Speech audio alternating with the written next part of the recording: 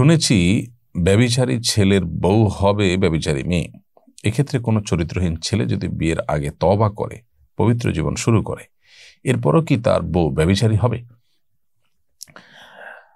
কোনো মানুষ ব্যভিচারী হলে তার স্ত্রীও ব্যভিচারী হবেন, এমনটি আবশ্যিক কোনো ভবিষ্যৎবাণী নয় বা চূড়ান্ত কোনো বিষয় নয় যে ব্যভিচারী পুরুষ হলে তার স্ত্রী কখনো সৎ সাধবী হবে না।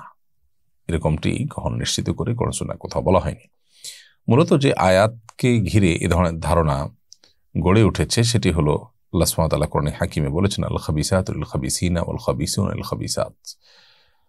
এখানে বলা হয়েছে যে যারা নোংরা তারা নোংরার জন্য, বা যেটা নোংরা সেটা নোংরার জন্য প্রযোজ্য, যেটা পবিত্র সেটা পবিত্রের জন্য প্রযোজ্য। এখানে নোংরা এবং পবিত্র বলতে কি বোঝানো হয়েছে? অনেকে বলেছেন যে আল কালিমাতুল খাবিসাতু লিল খাবিসিন, যারা নোংরা কথা বলবে নোংরা তাদের প্রাপ্য, যারা পবিত্র কথা বলবে পবিত্রটা তাদের প্রাপ্য। এখানে কথার পরিবর্তে বলা হয়েছে যে নোংরার বিপরীতে নোংরা, ভালো বিপরীতে ভালো প্রযোজ্য।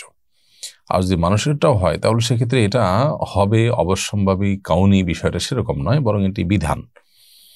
অর্থাৎ কেউ যদি ব্যভিচারী হয় তাহলে তার ব্যভিচারীকে বিয়ে করারই অধিকার তার, সে ব্যভিচারী নারী তার কপালে জুটবে এমনটি নয়।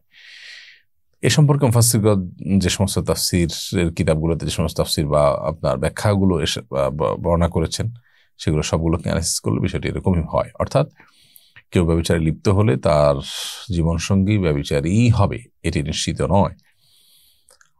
তবে হ্যাঁ, কেউ ব্যভিচারী হলে তার ব্যভিচারীকে বিয়ে করা উচিত। অর্থাৎ তার যে কুফু, তার যে সামঞ্জস্যতা, সেটা আসলে একজন পবিত্র মানুষের সাথে যায় না। বিষয়টা হলো এ অর্থে, তার মানে এই না যে কেউ পবিত্র মানুষের সাথে বিয়ে হবে না, তার কোনোদিন হতে পারবে না, এরকম না। এটা হলো ব্যভিচারী কেউ নিশ্চিত ধরা পড়লে সে আরেকজন ব্যভিচারিণীকে বিয়ে করবে বা ব্যভিচারীর সাথে তার যাওয়া উচিত, কারণ সে যেরকম রুচির মানুষ সেরকম রুচির মানুষের সাথে যাওয়া উচিত। হ্যাঁ, এর বিপরীত যে হয় না তা না, বিপরীত হয়।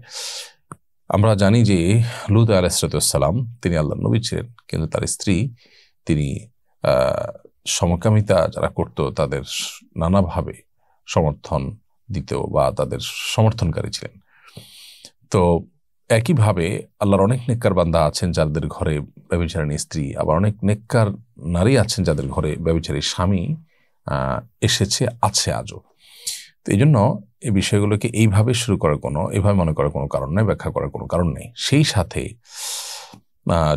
যদি কোনো চরিত্রহীন ছেলে বা মেয়ে বিয়ের আগে তওবা করে পবিত্র জীবন যেমন শুরু করে, সেটা অবশ্যই পবিত্র, তার কাছাকাছি আসাটা প্রশংসনীয় এবং এর মাধ্যমে সে আল্লাহর কাছে আজর পাবে, ক্ষমা পাবে ইনশাআল্লাহ, আশা করা যায়। এবং এটা তার এমনিতেই করা উচিত। আর কেউ নিজে ব্যভিচারী হলে তার স্ত্রী ব্যভিচারিণী হবেন এমনটি মনে করা একেবারে বোকামি এবং ভুল। কখনো কখনো কোনো কোনো ক্ষেত্রে এটি অবিচার পর্যন্ত হয়।